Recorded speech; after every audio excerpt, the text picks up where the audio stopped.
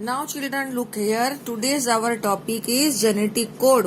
I was telling you in the previous video कि सबसे पहले what they are saying कि from the transcription the one nucleic acid is copying into another nucleic acid and these nucleic acid are complementary to each other. Okay.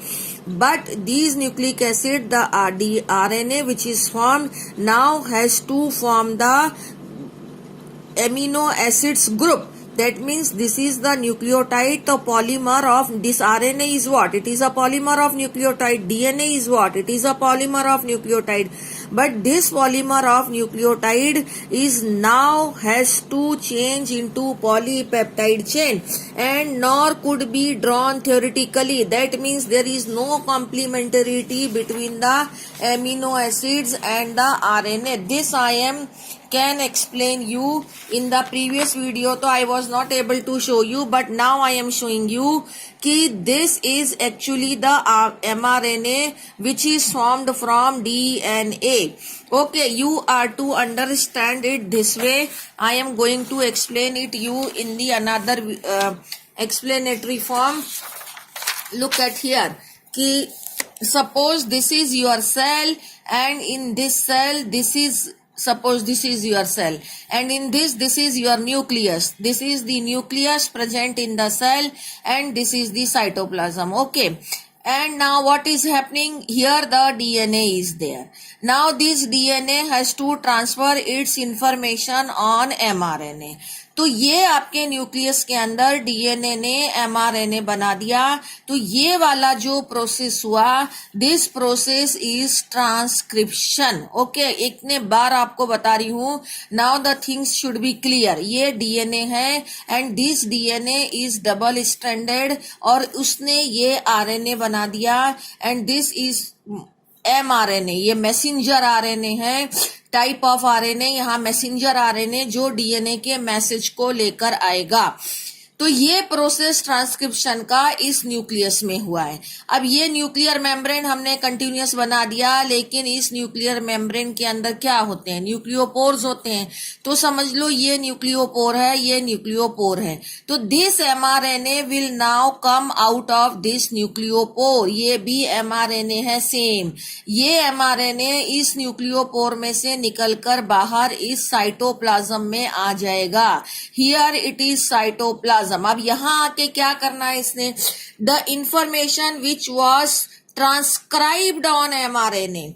Now this mRNA will enter into ribosome. ये ribosome is a cell organelle जिसके 2 सब unit होते हैं. तो ये वाला RNA next step में ये आरएनए इस राइबोसोम में एंटर करेगा और करने के बाद में इसके पास जो इंफॉर्मेशन है कोडेड ऑन दिस mRNA, इसके ऊपर इस तरह से नाइट्रोजिनस बेसिस के सीक्वेंस के फॉर्म में इंफॉर्मेशन कोडेड है. तो ये जो सीक्वेंस है इसके अकॉर्डिंग यहाँ पर इस राइबोसोम में पॉलीपेप्टाइड चेन का फॉर्मेशन होगा. तो इस साइटोप्लाज्म में यहाँ एमिनो एसिड्स पड़े हुए हैं. तो they are amino acid of different type. तो इसमें जो इंफॉर्मेशन है उस इंफॉर्मेशन के अकॉर्डिंग सपोज ये B C D E whatever the amino acids are there. तो these amino acid which amino acid will come here first to start the polypeptide chain? This information is actually coded here on mRNA. फिर mRNA इस ribosome में it will move forward, it will decode its another information. दूसरी information यहाँ आएगी. Another amino acid will come here, both the amino acid will join together to form and they will keep joining to form the polypeptide chain. ये पूरी process central dogma है कि कैसे DNA ने RNA बनाया और कैसे आरएनए प्रोटीन का सिंथेसिस करेगा.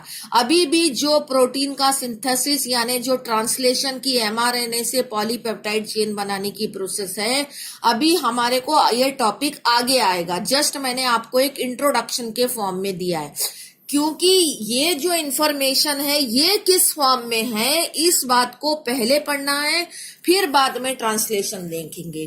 तो यही चीज जो डायग्राम अभी मैं आपको पहले नोट्स में बता रही थी वही डायग्राम ये है. ये राइबोसोम बना रखा है.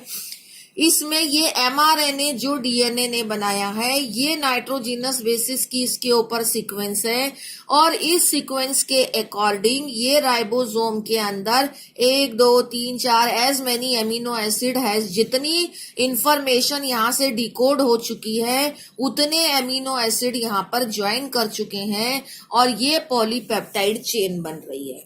तो इस प्रोसेस को कहते हैं ट्रांसलेशन। सेंट्रल डोग्मा की जो नेक्स्ट स्टेप है कि एमआरएनए से पॉलीपेप्टाइड चेन कैसे बनेगी। ये तो एक इंट्रोडक्शन की बात है, यही बात आपको शुरू में बताई फर्स्ट वीडियो में भी, इसमें भी, कि जो यहाँ डीएनए था उस डीएनए से ये एमआरएनए बना है। तो ये एमआरएनए और वो डीएनए जिससे कि ये बना है वो दोनों एक दूसरे के कॉम्प्लीमेंट्री हैं। ये डीएनए ये एमआरएनए एक दूसरे के कॉम्प्लीमेंट्री हैं, लेकिन जो ये एमआरएनए बना है इससे जो ये पॉलीपेप्टाइड चेन बनी है ये एक दूसरे के कॉम्प्लीमेंट्री नहीं है। तो इसके ऊपर इंफॉर्मेशन किस फॉर्म में है कि ये पॉलीपेप्टाइड चेन एमिनो एसिड की ज्वाइन होकर एक प्रोटीन का सिंथेसिस होगा। इस बात को एक्सप्लेन करने के लिए जेनेटिक कोड आया। तो वो जेनेटिक कोड जो है अब आपका आज का टॉपिक है। तो जैसे कि ये सारी बातें जो अभी हमने डिस्कस करी वो सारी बातें इस पैराग्राफ में लिखी हैं।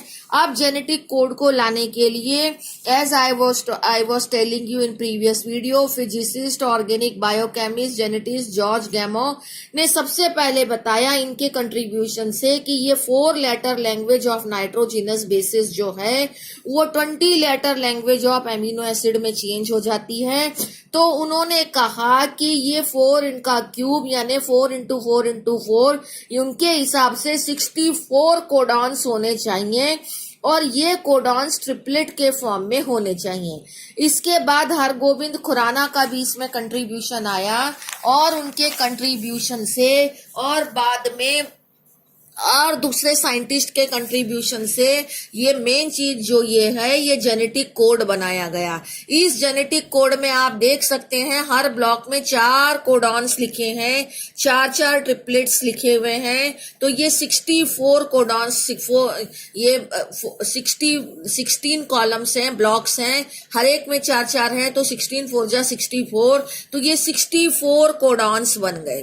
अब ये 64 कोडॉन्स किस एमिनो एसिड को कोड कर रहे हैं उस एमिनो एसिड का यहाँ नाम भी लिखा हुआ है।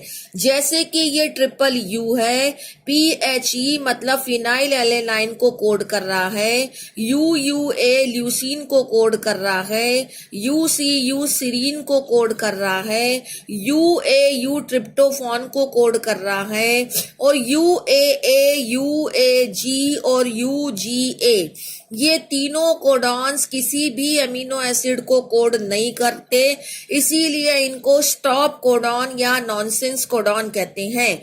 जब पॉलीपेप्टाइड चेन का टर्मिनेशन करना होता है तब एंड में ये वाले कोडॉन्स आते हैं ताकि कोई अमीनो एसिड इनको रीड करने वाला नहीं होता।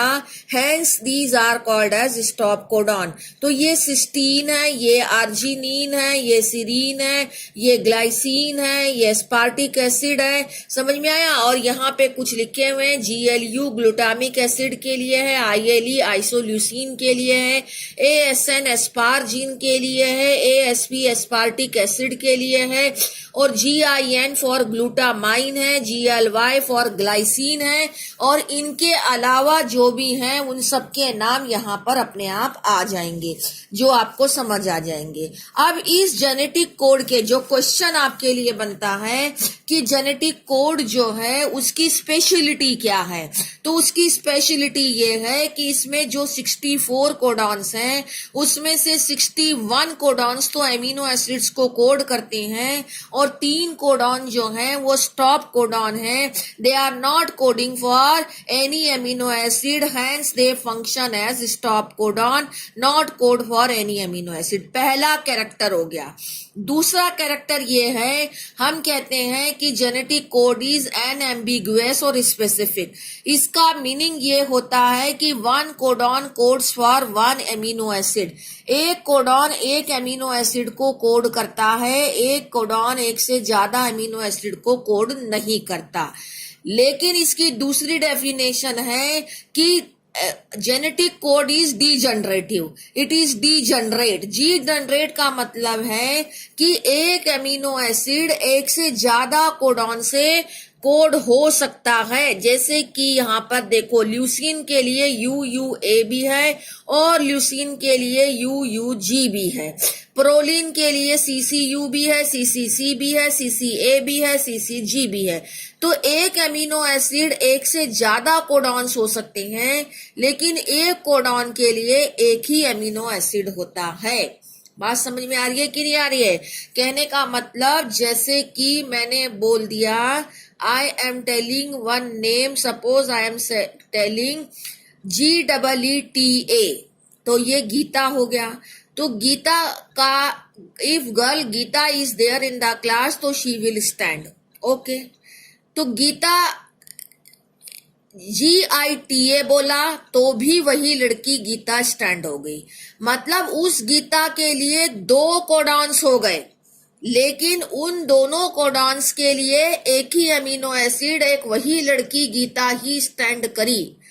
Are you getting now? कि जैसे मैंने बोला CCU तो भी प्रोलीन आ गया, CCC तो भी प्रोलीन आ गया, लेकिन जब हमने करा कि प्रोलीन, तो प्रोलीन जो है CCU, तब प्रोलीन ही आएगा, CCU से हिस्टामाइन नहीं आ सकता। तो एक एमिनो एसिड के लिए एक से ज्यादा कोडॉन्स हैं, पर एक कोडॉन के लिए एक एमिनो एसिड है, इसलिए इसको डीजनरेट कहते हैं। उसके बाद codon that read in mRNA is contiguous fashion, there is no punctuation. ये इस तरीके से ये कोडॉन्स बिल्कुल कंटिन्यूअस होते हैं, इनके बीच में कोई पंक्चुएशन नहीं होता है। उसके बाद में the code is nearly universal. Universal का मतलब है कि अगर U is coding for phenylalanine in bacteria, तो it will same code UUU phenylalanine in human beings also, in protozoans also. मतलब एक कोडॉन्स किसी भी ऑर्गेनिज्म में है, it is meant for that amino acid only. उसके बाद आ जाता है एक स्पेशल कोडॉन होता है AUG, इसको हम बोलते हैं स्टार्ट कोडॉन। और ये स्टार्ट कोडॉन जो है, इसके 2 फंक्शन हो गए, ड्यूअल फंक्शन, कि ये इनिशिएटर कोडॉन भी है और ये फर्स्ट एमिनो एसिड मीथियोनिन को कोड करता है। यानी कोई भी पॉलीपेप्टाइड चेन बने, हमेशा उसका फर्स्ट कोडॉन मीथियोनिन ही होगा। अब यहाँ पर एक देखिए, ये एक पॉलीपेप्टाइड चेन के लिए इन्होंने कहा है, तो ये फर्स्ट कोडॉन AUG ही हमेशा आएगा और फर्स्ट एमिनो एसिड हमेशा मीथियोनिन आएगा, बाद में कोई भी एमिनो एसिड आ जाए। जैसे अब यहाँ पर आप देखिए कि यहाँ पर इन्होंने ये जो कोडॉन्स दे रखेंगे, बीच में से दे रखा है इन्होंने, इसीलिए यहाँ नहीं आया। अदरवाइज फर्स्ट जो है वो AUG यानी कि मीथियोनिन ही होना चाहिए, जो कि फर्स्ट कोडॉन होता है। समझ गए? This is all about the genetic code. Tomorrow we will discuss mutation.